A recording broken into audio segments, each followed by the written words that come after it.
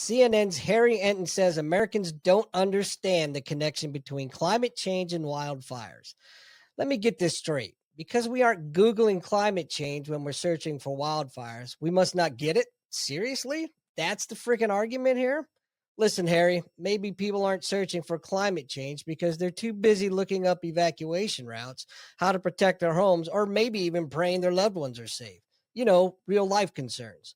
But no, according to the so called experts, it's because we're all too ignorant to grasp the grand connection. And let's talk about this connection.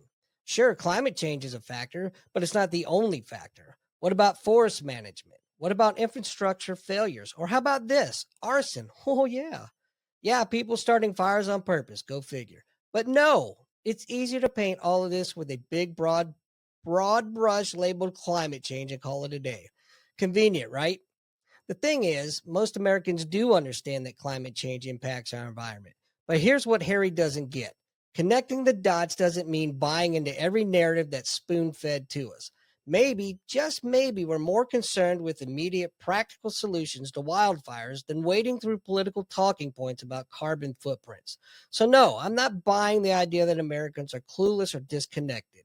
We see what's happening. We care about what's happening, but not every disaster needs to be a soapbox moment for the climate agenda.